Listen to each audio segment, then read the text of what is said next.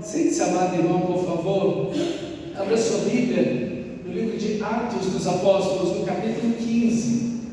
Atos dos Apóstolos, capítulo 15. Enquanto você abre, eu vou relembrando para você aquilo que nós vimos na quinta-feira passada, que eu vou dar continuidade ao texto. Nós fomos até o versículo 18 na semana passada.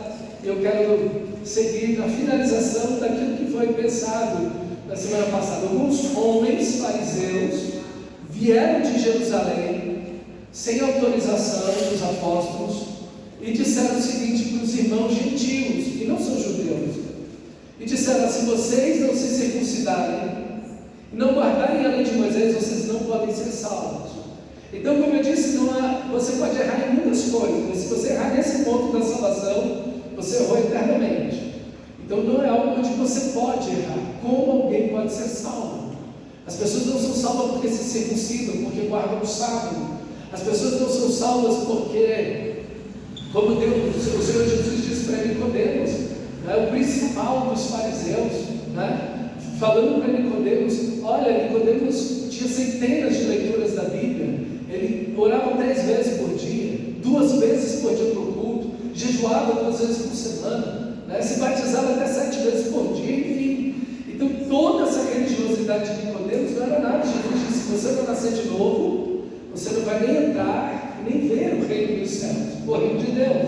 Então a ideia aqui desses homens é o legalismo. Eu sou salvo porque eu faço boas obras, eu sou salvo porque eu tenho um bom caráter, eu sou salvo porque eu sou uma boa pessoa. Então é o que? É Jesus mais alguma coisa. Jesus não é suficiente para a salvação. Esse é o ponto. É Jesus mais a circuncisão, é Jesus mais a lei de Moisés, é Jesus mais Ellen White, é Jesus mais Maria, é Jesus mais boas obras, é Jesus e ser uma pessoa de bom coração, é Jesus mais não. Na Bíblia, no Novo Testamento, você é salvo pela graça. A lei é igual um destacador de texto. Quando você está lendo um livro, quer destacar um texto, o que você faz? Você pega aquele destacador de texto amarelo, vivo, e vai lá e destaca. É exatamente o que a lei faz com você. Ela destaca todos os seus pecados. Ela mostra para você aonde estão os seus pecados, mas ela não te dá poder para a salvação. Ela revela a Deus, ela revela a vontade de Deus. Ela é boa, santa e espiritual. Mas o problema não é a lei, o problema sou eu. Eu sou pecador, e diante da lei, a lei revela o meu pecado. Então, pelas obras da lei, Paulo vai dizer em Romanos, Paulo vai dizer em Gálatas, capítulo 3, pelas obras da lei, ninguém será salvo, ok? Porque pela lei veio o pleno conhecimento do pecado. Na lei é que eu vejo o quanto eu sou pecador, porque a lei revela a Deus e a sua santidade. Então, na lei ninguém é salvo. A gente é salvo através da graça de Deus. Cristo morrendo na cruz no meu e no seu lugar. E você recebe a salvação. Pela graça, pelo amor de Deus, somos salvos, mediante a fé. Isso não vem de vós, nada, nem a fé e nem a graça. É um dom, um presente de Deus, não por obras, para que ninguém se glorie, ok? Então nós não somos salvos por obras, nós somos salvos para as boas obras. Tito, aí sim, sou salvo em Cristo, então vou fazer boas obras. Sou salvo em Cristo, tenho um caráter correto. Sou salvo em Cristo, vou pegar o Evangelho, vou vir no culto, vou orar, vou ler a Bíblia. Esses elementos são resultados da salvação. Alguém pode fazer tudo isso sem ser salvo. É o caso de Nicodemos. Ele faz tudo isso, mas ele não foi salvo. Então aqui está o ponto. A salvação é pela cruz de Cristo, é o sangue de Jesus, que Ele me substituiu naquela cruz. Aquela cruz era minha e Ele foi no meu lugar. Aqui eu sou salvo. Então eu não sou salvo pelos meus sentimentos. Eu não sou salvo porque eu senti que eu estou salvo. Não, eu sou salvo pela graça, não pelos meus sentimentos. Eu sou salvo pela graça, não pelas minhas obras. Eu sou salvo pela graça, ok? E não importa como está a minha situação. Eu posso estar no vale ou eu posso estar no alto da montanha. Eu posso estar em grande tribulação, problema, doença, não importa.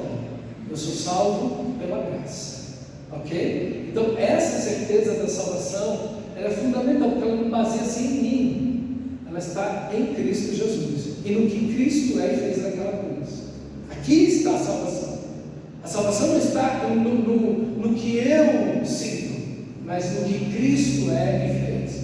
Então, é toda essa dinâmica que agora a igreja vai tratar nesse capítulo. Aquilo que Paulo já está falando há muito tempo, aproximadamente já 17 anos, Paulo já está pregando isso. A graça de Deus, agora que a igreja de Jerusalém está entendendo isso. Então, eles se reúnem, porque esses homens estão transformando a igreja, eles se reúnem em Jerusalém, e aí nós vimos na semana passada, quando eles apresentam, falam Barnabé e Paulo, depois Pedro fala da experiência lá com Cornélio, e então os apóstolos Paulo e Barnabé novamente falam com a igreja, todo mundo está ouvindo, e então no final Tiago, que é aquele meio-irmão de Jesus, filho de Maria e José, então ele que é o líder da igreja, ele vai dizer: eu julgo, e então o texto segue, ok? Então vamos lá para o versículo 20, perdão, versículo 19.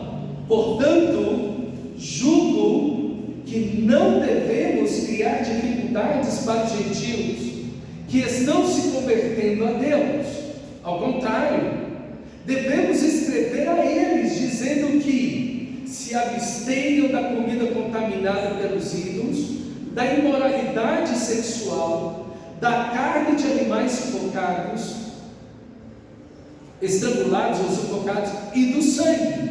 Pois desde os tempos antigos, Moisés é pregado em todas as cidades, sendo lido nas sinagogas todos os sábados. Então, Tiago aqui, e os apóstolos, e toda aquela comunidade entende que a salvação primeiro é pela graça de Deus em Cristo Jesus. Cristo é suficiente. Cristo é suficiente. A gente não pode acrescentar nada à cruz de Cristo. A gente não pode acrescentar nada à cruz do nosso Senhor Jesus. Mas o nosso coração faz isso. Às vezes você está lá e está sentindo mal, né? Seu coração está pesado, às vezes um pecado que você cometeu, uma situação que você cometeu, aí você pensa: poxa, eu perdi a salvação, Deus me rejeitou, né? Mas eu quero dizer para você, meu irmão, que mesmo que você tenha cometido pecado, mas se você nasceu de novo, se você vive uma vida ao lado de Deus, se você vive em comunhão com o Senhor, se você é um crente verdadeiro, se você tem um novo coração, um coração que ama a Deus, se você tem amor à palavra de Deus, amor, e tem uma vida de oração, são elementos que evidenciam o novo nascimento, ok? É uma vida em Deus, uma vida para Deus, uma vida de amor a Deus, evidenciam que você teve um novo nascimento. Você não faz isso para ter um novo nascimento, é o contrário. Você tem isso porque você nasceu de novo. Então esses elementos evidenciam uma vida em Deus. E às vezes a gente passa situações difíceis, às vezes nós passamos por lutas e tentações terríveis. Alguns crentes pensam: meu Deus, eu tenho uns pensamentos horríveis, como pode eu ser salvo com esse pensamento, com esse tipo de inclinação, com esse tipo de desejo? E aquilo você repreende no seu coração, ora a Deus, e naquela luta, naquele desafio, essa luta já mostra que você é um crente. Porque se você não fosse um crente, você não tinha essa luta, você se entregava ao pecado e pronto. Você simplesmente se lançava no pecado. A própria luta contra pensamentos pecaminosos, sentimentos pecaminosos, atitudes pecaminosas que o seu coração te impulsiona, já mostram, já revelam essa própria luta, mas essa vitória sobre o pecado, acima de tudo, a vitória sobre o pecado, mostra que você é um cristão verdadeiro, porque para a liberdade foi que Cristo nos libertou. Essa liberdade é a liberdade do pecado. Eu não sou mais escravo do pecado, como o próprio Paulo vai dizer em Gálatas, falando de toda essa questão. Ele vai falar das obras da carne, do fruto do Espírito. Aqueles que vivem nas obras da carne não herdarão o reino de Deus, como eu já disse. Mas se você tem o fruto do Espírito na sua vida, que é esse amor de Deus, que se manifesta numa alegria em Deus, alegria nas coisas de Deus, na presença de Deus, na palavra de Deus, numa vida de oração. Se você tem o fruto do Espírito,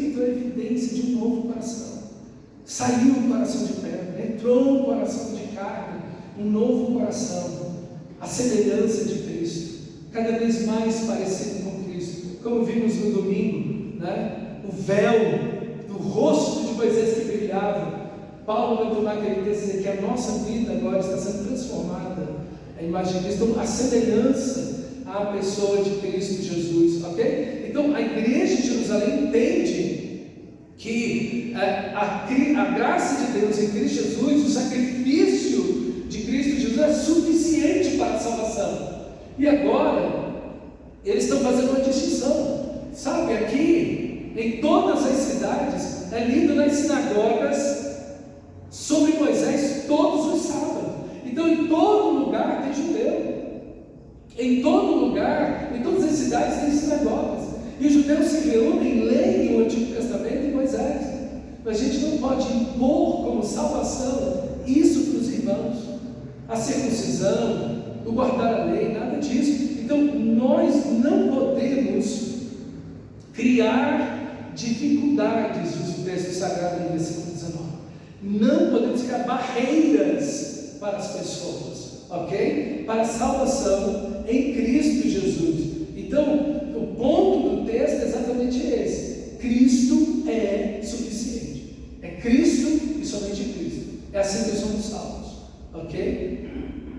Cristo e tão somente o nosso Senhor. Entendendo isso, versículo 22 vai dizer: então os apóstolos e os presbíteros, com toda a igreja, decidiram escolher alguns dentre eles e enviá-los a Antioquia, que agora é aquela igreja de onde Paulo e Barnabé são pastores. Com Paulo e Barnabé escolheram Judas, chamado Barsabás, e Silas, dois líderes ou homens notáveis, talvez traga sua Bíblia, homens notáveis, isso é, são líderes, homens de testemunho, de caráter, de uma vida que dão testemunho de uma vida de santidade para a glória de Deus. Dois líderes entre os irmãos, escrevendo sobre eles a seguinte carta. Então, meus irmãos, aqui nós temos a decisão, ok, nós vamos tomar esses irmãos, junto com Paulo e Barnabé, e vamos enviá-los, esses homens de caráter, esses homens de Deus, e vamos enviá-los para Antioquia, e lá eles vão enviar uma carta e vão falar da nossa decisão aqui, e vão acalmar o coração desses irmãos que estão perturbados diante disso, ok? Diante disso, porque, meus irmãos, Deus, aonde Paulo e Barnabé estavam pregando, Chipre e toda a parte ali da Galácia, na parte sul ali da Ásia Menor, onde hoje é a Turquia, aquela região todinha ali, Antioquia de Pisídia, toda aquela região, a maioria das pessoas nunca nem tinha ouvido falar de Moisés, da lei de Moisés, de Abraão, Isaac e Jacó, que existia o Antigo Testamento. Ninguém, a maioria, quem sabia disso eram os judeus que moravam lá, e os gentios que tinham se convertido ao judaísmo, mas ninguém mais sabia disso. E essas pessoas estão sendo salvas, e elas estão recebendo o Espírito Santo. Por isso que Paulo vai dizer aos Gálatas, por isso o nome da carta é Gálatas. Gálatas é a região da Galácia, ok? Que compreende várias cidades. Vocês receberam o Espírito Santo pela graça, por Cristo Jesus, ou pela obediência à lei? Não, nós nem conhecíamos a lei, mas recebemos o perdão, recebemos o Espírito Santo. Então Deus está salvando, independentemente se as pessoas conheciam ou não o Antigo Testamento e toda a história do Antigo Testamento, porque a salvação é pela graça, é pela graça. A lei, vai dizer Paulo, era um pedagogo que pegou Israel pela mão. É aquele escravo chamado pedagogo que pega a criança pela mão. Essa criança é o filho do dono, e ele educa, ele ensina, ele corrige, até que essa criança chegue a uma idade madura, onde o pedagogo aqui já não tem mais poder sobre ele, porque agora ele já é adulto.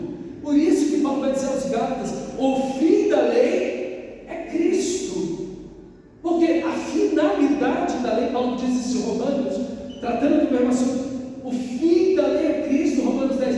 Isso é, a lei tinha um propósito, levar Israel a Cristo. Agora chegou Cristo, a lei termina. Ela não funciona no sentido da salvação, mas de levar Israel a Cristo, porque Deus nunca deu a lei para salvar ninguém.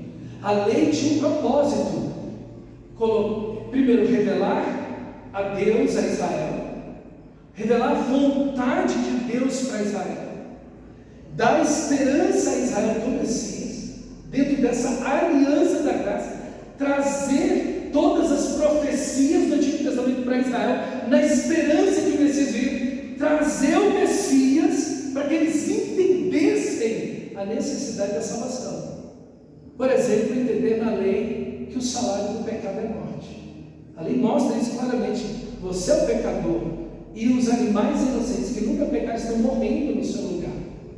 O Cordeiro de Deus, o Messias de Deus vai morrer para nos libertar dos nossos pecados. Então, a lei tem todo esse propósito, mas quando chega Cristo, o propósito é pleno, se cumpriu. E agora, como nós fazemos com a lei do Antigo Testamento? O que nós fazemos com o Antigo Testamento todo? Amamos, lemos, meditamos, tomamos como parâmetros maravilhosos, experiências extraordinárias. E aquilo que, por exemplo, no Novo Testamento não há uma voz, não há algo que se diga para a gente, porque às vezes nem o Novo Testamento não trata de cada detalhe da vida, mas o Antigo Testamento já traz parâmetros para a gente, são parâmetros da santidade de Deus, porque a lei é espiritual, ela revela Deus, ela revela a santidade de Deus e a vontade de Deus. Então a lei se torna um padrão moral para a gente também, ok? Então, veja, a gente abraça a Bíblia inteira, Antigo e Novo Testamento, mas as pessoas, o problema é que esses homens estavam colocando a salvação se obedecessem ao Antigo Testamento, e não é assim, ok? Não é assim. Se vocês circuncidarem e não guardarem a lei de Moisés, vocês não podem ser salvos. Não, a gente é salvo apenas pelo que Cristo fez naquela cruz, ok? Então esse é o ponto aqui, e é tão importante, pois nós que vivemos num país extremamente religioso, com tantas vozes aqui, hoje nós temos 50 outros evangelhos no Brasil, e as pessoas estão ouvindo tantas coisas, internet, redes sociais, e as pessoas estão, fiquei assim, boquiaberto de ver um pastor velho, 70 e poucos anos, falando que Deus não era suficiente, Deus não se achou suficiente, por isso criou a Eva para Adão. Nem Deus se achou suficiente, foi meu Pai celestial. O que esse homem está falando? Que besteira, meus irmãos amados. Então, essa ideia, essa teologia feminista que está dentro da igreja, que diminui os homens e exalta as mulheres. Aí o cara fala um negócio desse, a mulherada fica feliz, né? E pastores que vão para frente da igreja falam um monte de bobagem a respeito disso. Então nós temos tantas vozes, nós precisamos saber como somos salvos. Nós somos salvos pela graça de Deus. Nós somos salvos pela... Não se compra a salvação. A salvação pela graça, ela é estendida a você, e você recebe ela pela fé.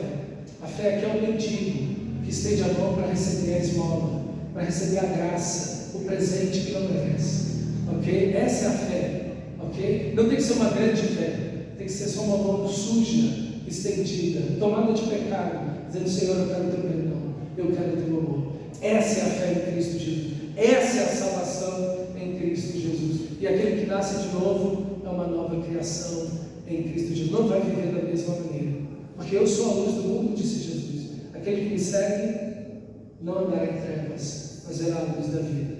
A evidência do novo nascimento é uma vida de transformação, ok? É esse novo coração. Qual é o teor da carta? Vamos para a carta então? Olha aí no final do versículo 23. Os irmãos, primeiro aí, está vendo? Os irmãos, ele começa no versículo 22 falando: apóstolos, presbíteros e toda a igreja. Agora ele escreve a carta dizendo: os irmãos, que são todas as igrejas, todos os irmãos, a igreja, os apóstolos e presbíteros, aos cristãos gentios que estão em Antioquia, Antioquia, na Síria e na Cilícia, saudações. É assim que sempre se começa uma carta, na bíblica, né? No Novo Testamento. O remetente, ok? Paulo, servo de Deus, apóstolo de Jesus Cristo, ok? Aqui é a mesma coisa. Então ele dá o remetente, a igreja, os apóstolos e os presbíteros. Irmãos, é lindo isso aqui, porque aqui há um conflito terrível. Há um conflito terrível, há um grande debate acerca disso de tudo, igrejas transtornadas, e esse problema não vai se solucionar aqui no sentido de que esses homens vão entrar nas igrejas espalhadas onde Paulo vai, pregando o evangelho, vão destruindo a igreja. Isso não para aqui. Esses homens, esses judaizantes, vão seguindo Paulo por onde ele vai, entendeu? Na Galácia, Filipos, em todos os lugares, Colosso, na Ásia Menor, na Europa, eles vão ali tentando o tempo inteiro desfazer a obra da graça, ok? Sempre. Então, aqui a igreja tem uma grande luta, mas veja, a igreja vence pela verdade, vence pelo amor e vence pela unidade. São esses os três elementos do nosso texto. Verdade é o que está escrito. Nós vimos Amós na semana passada, que foi a citação de Tiago, né? Eu virei e reconstruirei o tabernáculo caído de Davi, para que todas as nações me adorem. Então, eles pensam biblicamente na verdade do Evangelho. Eles vencem na unidade. Veja aí, os irmãos, apóstolos e presbíteros, a igreja, os apóstolos e os presbíteros. Está vendo que é uma unidade? Então, a verdade, ao amor e a unidade. Meus irmãos, e é assim que toda igreja deve decidir suas lutas, seus problemas. É assim que toda família deveria decidir seus problemas e dilemas, desafios. É assim que nós devemos viver. Na verdade, no amor e na unidade. Nós não escolhemos nenhuma outra coisa. Não, tem gente que escolhe o amor, então a gente fecha os olhos para a verdade. As pessoas estão fazendo um monte de coisa errada e a gente fecha os olhos para aquilo, porque o que importa é o amor. Não. A Bíblia diz, falando a verdade em amor. Você não abre mão da verdade nem do amor. Porque se você abrir a mão da verdade ou do amor, você não está fazendo a coisa certa. Então você precisa da verdade. E você precisa do amor e da unidade. Nós precisamos disso, irmão. Verdade, amor e unidade. Em tudo na nossa vida. Não abra mão da verdade pelo amor. Porque o verdadeiro amor jamais vai contar mentiras. E jamais vai aceitar um estado de pecado. Tampouco abra mão do amor por causa da verdade. Porque toda a verdade de Deus, ela está recheada da graça, da misericórdia. E aonde há o Espírito de Deus, meus irmãos, há unidade. A unidade. Onde há o verdadeiro amor e onde há a verdade de Deus, aí há unidade. Então nós precisamos disso aqui, ok? Disso aqui. Versículo 24: soubemos que alguns saíram do nosso meio sem nossa autorização e os perturbaram, transtornando a mente de vocês com o que disseram. Veja, o ensino é algo que precisa ser autorizado. Isso é muito importante. As pessoas que vão, você tem pastor? Não tem pastor não, eu sou pastor de mim mesmo. Não, quem me pastoreia é o Espírito Santo. Parece ser lindo isso. Isso é algo totalmente equivocado. Porque a Bíblia nos mostra essa questão. Veja aí, a igreja, os apóstolos e os presbíteros. Veja, há uma autoridade aqui. Essa coisa dos desigrejados, não, eu estou em casa, eu estou online, está errado. A igreja, os irmãos, os apóstolos e os presbíteros. Não, na igreja não deveria ter liderança, está errado. Aí, os irmãos, os apóstolos e os presbíteros. Então, esse texto ensina para a gente tanta coisa, que hoje em dia as pessoas estão dizendo, não, vamos ficar desigrejados, não vamos ser igreja online. Não, a minha casa é a minha igreja. Mentira! Mentira! A sua casa não é a igreja. A sua casa é um lugar de bênção, um lugar de graça, é um lugar onde a verdade do Evangelho deve ser vivido, mas a igreja é a reunião dos crentes.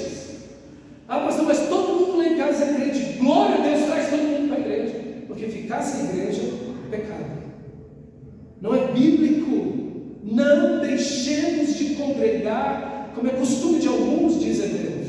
Então, irmãos, essa ideia que nós temos hoje em dia, onde os desigrejados ou a igreja online cresce gigantescamente, principalmente nos Estados Unidos, está crescendo assim, porque as pessoas não querem compromissos, relacionamentos, e não querem isso. Irmãos, apóstolos e presbíteros, não querem isso, ok? Não querem isso, não querem estar em comunidade, não querem estar debaixo da autoridade espiritual.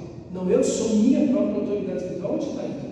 Você não pode ensinar se você não aprendeu.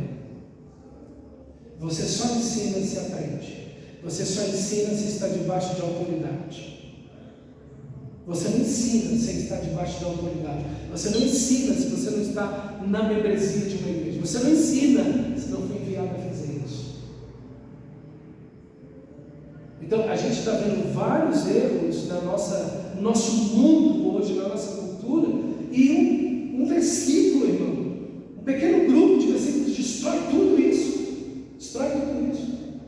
Ok? Então, fuja de gente assim. Você tem igreja? Não. Você tem pastor? Não. Você é membro de uma igreja? Não. Quem te batizou?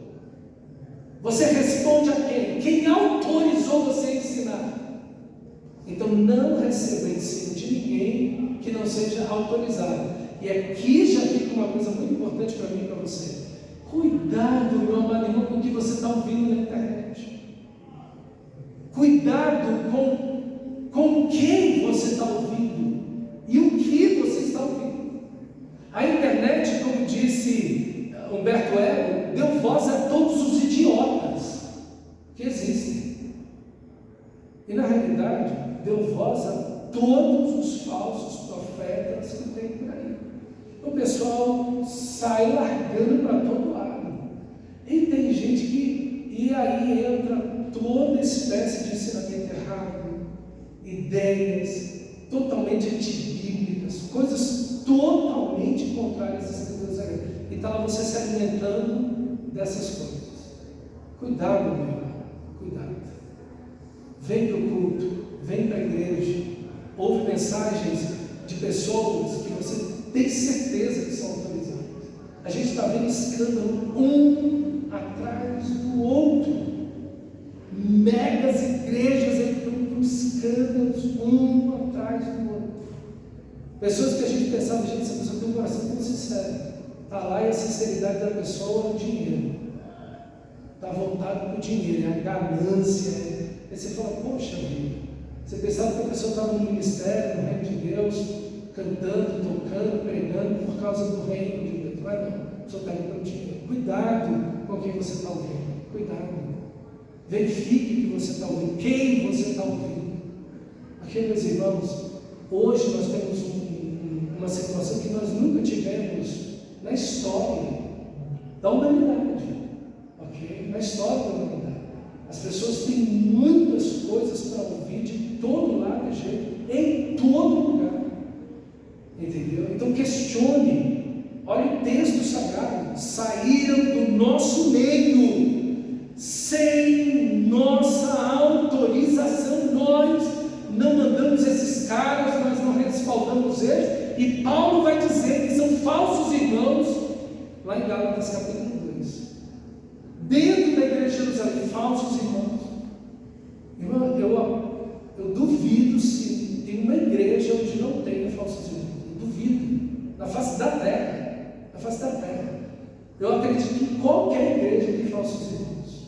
Qualquer lugar tem isso. Gente, não se engane. E eles foram lá para destruir. Essa palavra transtornar aqui, perturbar, a ideia aqui de uma casa que está sendo demolida.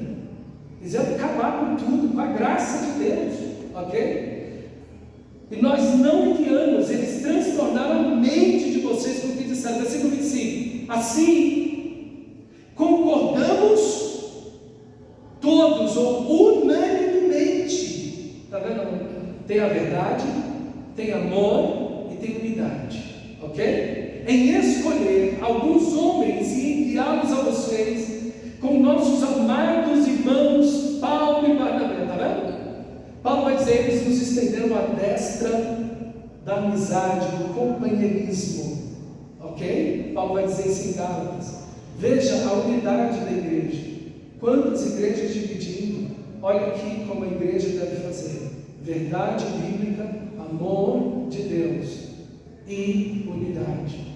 A gente não tem que sair abrindo a igreja por aí não, irmãos. Dividindo a igreja não. A gente tem que chegar a esse ponto em que todos nos submetemos à verdade bíblica, em amor uns pelos outros e em unidade. É aí que o Espírito Santo de Deus está. Ou você acha que o Espírito de Deus está onde as pessoas, no lugar de verificar a Bíblia, estão verificando o seu próprio ego?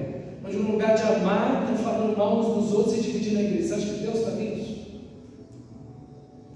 Só um doido segue uma coisa dessa. Só alguém perdido segue uma situação dessa.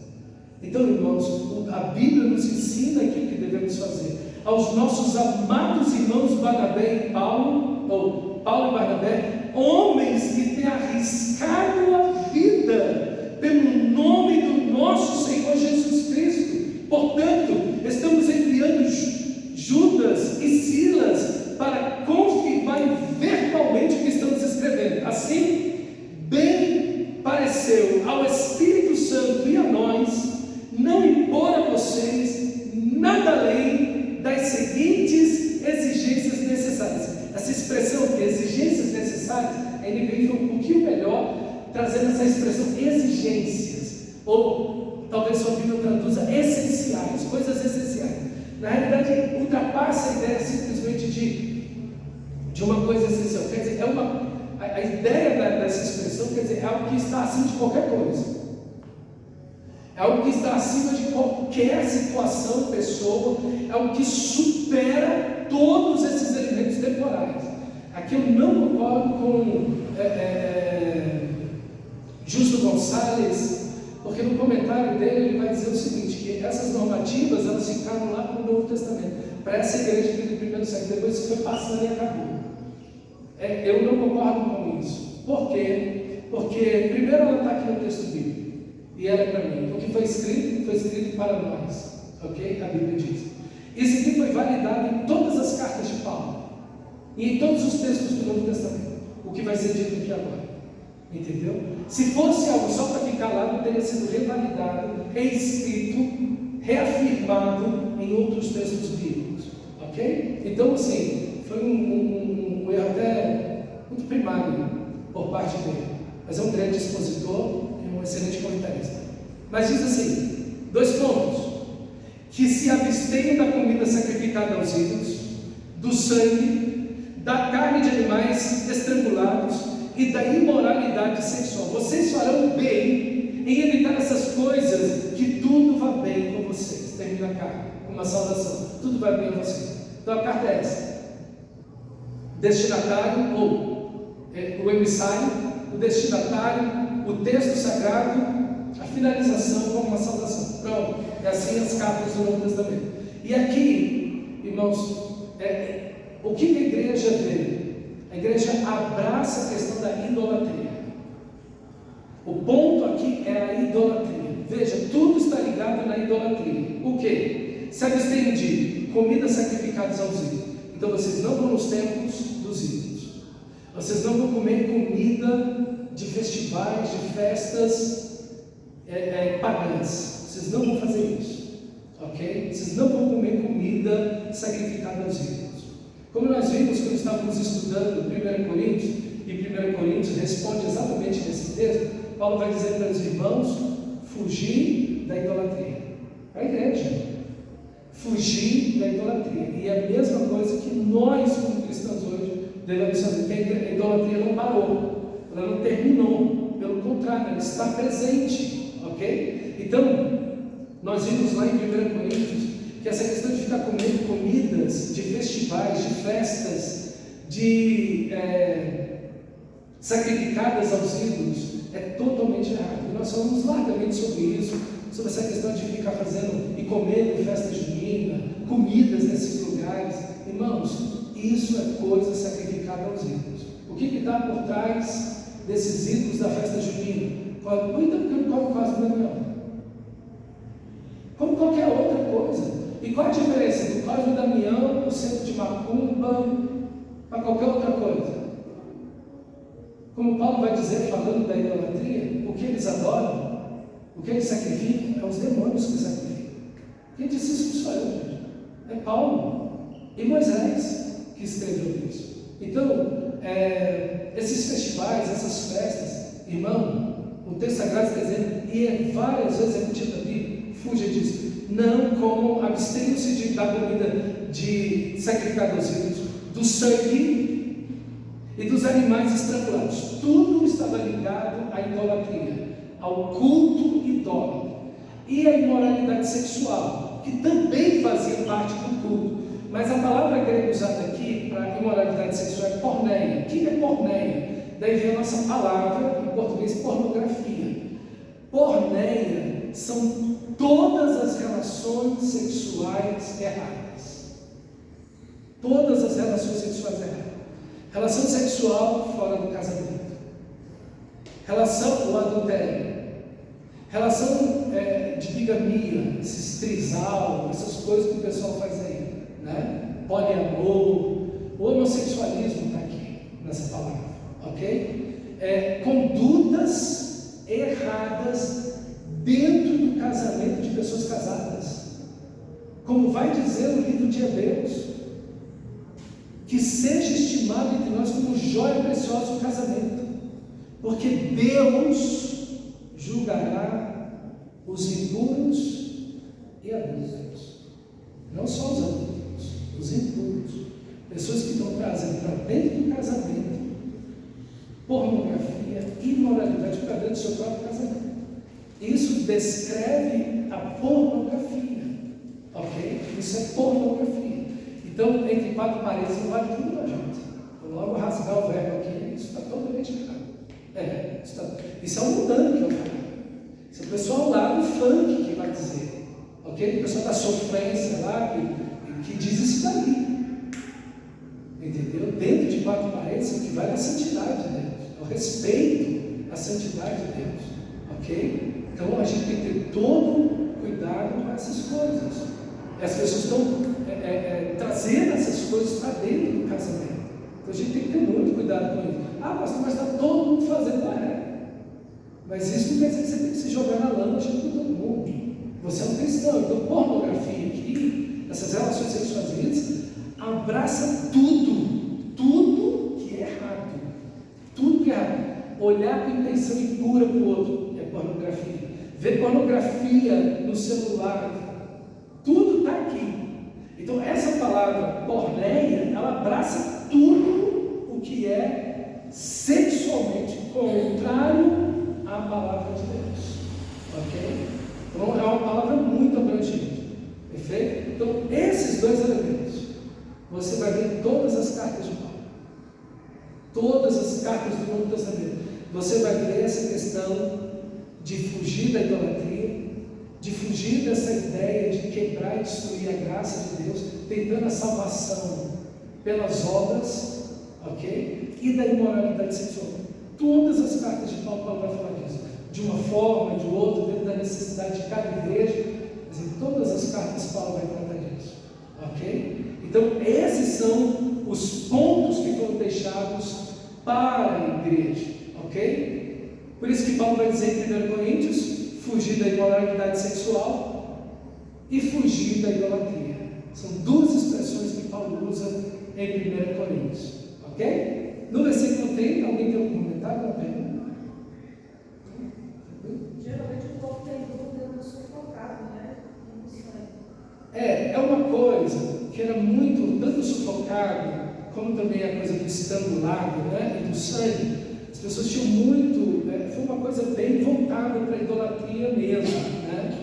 As pessoas, elas faziam muito isso, né? Sacrificavam animais, imolavam matavam de certas formas para agradar certos deuses, comiam o sangue. Essa questão de comer o sangue, na realidade, desde antes da lei, né, de Moisés, é ratificado também na lei de Moisés, no Novo Testamento, há uma proibição com relação a essa questão de comer sangue, ok? Então a gente, como cristão, isso não quer dizer que a carne, você vai fazer um bife lá, né?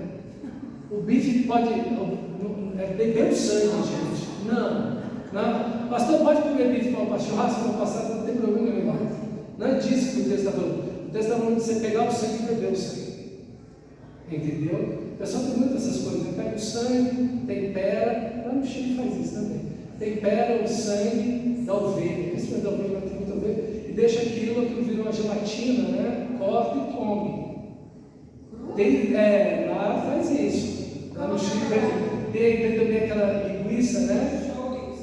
Aqui é chouriço, nós chamamos de pinheta, porque ela fica bem pertinha, né? Então o pessoal chama de pinheta. Então, assim, todas essas coisas, galinha molho pardo, aquela coisa toda, ok? Tchau. Então, voltando para o nosso texto, gente? Vamos fazer o quê, né? Está confessando o pecado aqui? Amém. Deixa eu ver.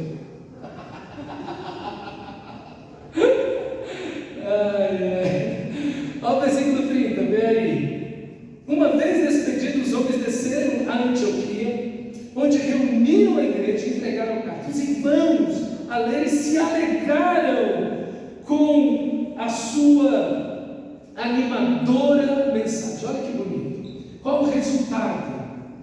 Quando a gente segue a verdade da palavra de Deus, quando a gente ama os irmãos e mantém a unidade. Esse é o resultado. Há uma alegria maravilhosa na igreja, ok? É uma alegria maravilhosa, irmão, porque o que tem que prevalecer não é a minha vontade, mas a vontade de Deus. Muita gente fica chateada na igreja, porque eu queria que fizesse o que eu quero, o que eu acho que é melhor. Não, a gente não pode fazer o que a gente acha que é melhor. A gente tem que fazer o que é melhor para aquilo que é a vontade de Deus e para aquilo que é melhor para a comunidade. Então, as pessoas, às vezes, elas são muito melindrosas, elas acabam sendo muito egoístas e querem tomar decisões na igreja ou em casa que sejam para elas, simplesmente centralizando a sua vontade. Mas não pode ser assim. A gente tem que fazer aquilo que, primeiro, é a vontade de Deus, que a Bíblia diz. E quando a gente faz o que a Bíblia diz, que a palavra de Deus diz, os princípios da palavra de Deus, vai ser uma bênção. Vai ser uma bênção. E quando a gente tem que tomar decisões, nós temos que tomar decisões pensando em todos, na maioria, e não em mim, na minha vontade. Então, a gente precisa ter essa maturidade em todo lugar, né? Em casa, trabalho, igreja. A gente precisa ter essa maturidade, viu? Porque isso produz um fruto extraordinário. Se alegraram com a sua animadora mensagem, versículo 32, Judas e Silas, que eram profetas, pregadores, que ensinavam as escrituras sagradas, eles encorajaram e fortaleceram os irmãos com muitas palavras, pregaram muito, ensinaram, falaram da cruz de Cristo, da suficiência de Cristo, que a lei é uma bênção, mas é Cristo que nos salva. Enfim, tudo isso trouxe uma clareza maravilhosa e fortaleceu. Veja, os homens que chegaram lá, eles destruíram a igreja, queriam destruir a igreja como se destrói uma casa. E aqui não. Quando você faz a coisa em Deus, o que há é encorajamento, fortalecimento, alegria, edificação, verdade de Deus e unidade. E é isso que foi. E aqui foi uma bênção. Foi uma bênção. Paulo e Barnabé foram uma bênção. Pedro, que falou, Tiago, que também falou. Paulo vai citar em Gálatas que João também falou, não está relatado aqui, mas que João também estava presente, o discípulo amado. Isso foi maravilhoso da parte dele, porque todos aí eram judeus. Todos aqui eram judeus. Eles poderiam tomar a coisa no nacionalismo. Não, nós somos melhor do que todo mundo. A nossa nação é melhor. A nossa cultura é melhor. Mas eles foram muito honestos com a Bíblia. Sabe, não, a Bíblia diz isso. E a gente vai deixar o nosso nacionalismo, as nossas tradições, que os nossos pais, avós, e por milhares de anos têm seguido pela verdade de Deus, que já está descrita nas Escrituras Sagradas do Antigo Testamento. Então nós vamos colocar a palavra de Deus acima de todas essas coisas.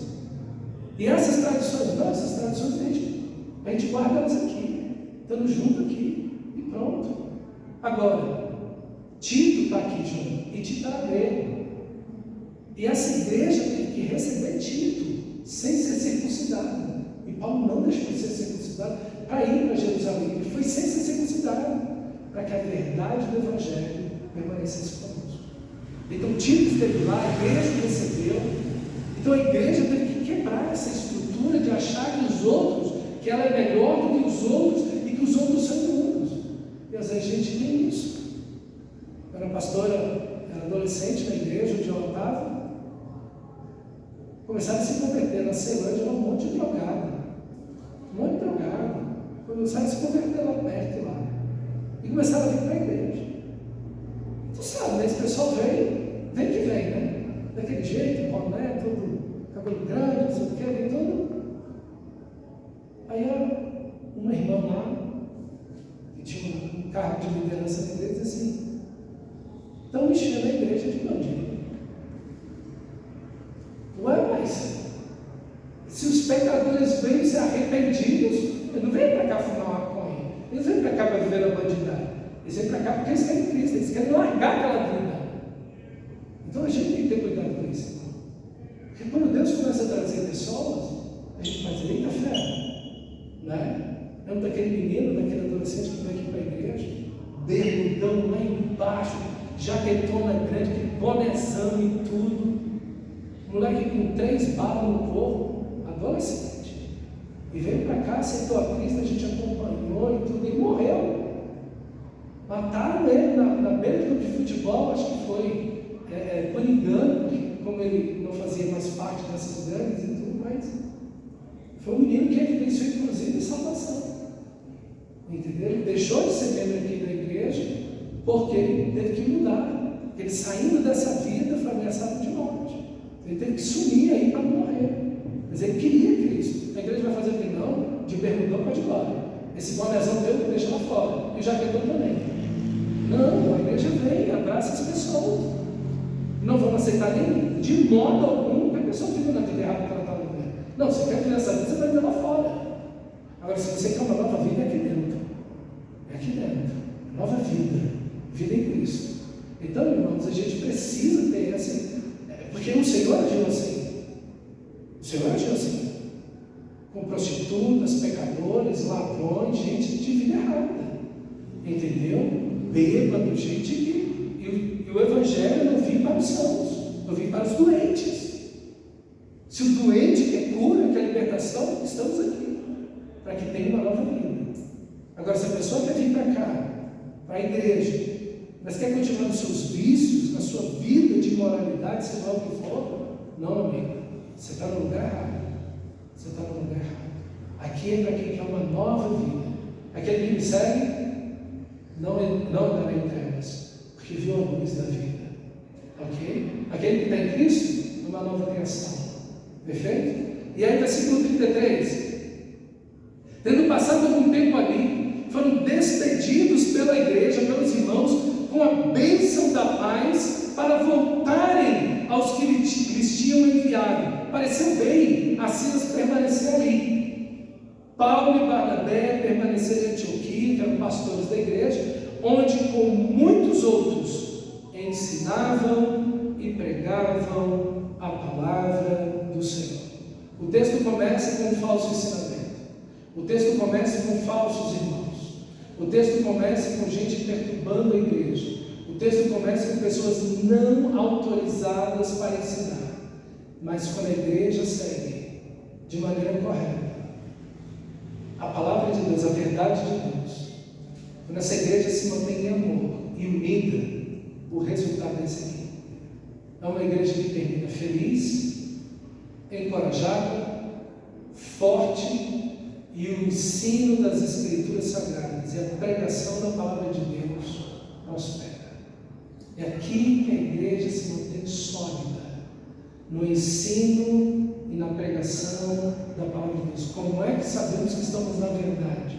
Não é porque alguém disse assim: olha, Deus me disse isso. Não. Nós sabemos que estamos na verdade não é porque eu recebi uma revelação, porque eu tive um sonho, porque um anjo me falou, porque eu tive uma visão. Não. Nós sabemos que estamos na verdade por causa desse livro que está na sua mão. É desse livro aí. A Pare de correr atrás de revelação, corre atrás da revelação do texto sagrado. Vá para a Bíblia, vá para as Escrituras Sagradas. Deixe Deus falar a você, deixe Deus guiar você. O caminho já está posto diante de você, é a palavra de Deus. E uma igreja, só igreja, onde é esse aqui, irmão? O ensino e a pregação da palavra de Deus por pessoas que têm uma vida autorizada por Deus e pela igreja. Cuidado com isso, que Deus nos coloque nesse ponto, que permaneçamos assim, nesse texto sagrado. Vamos ficar em pé e orar ao Senhor. Feche seus olhos.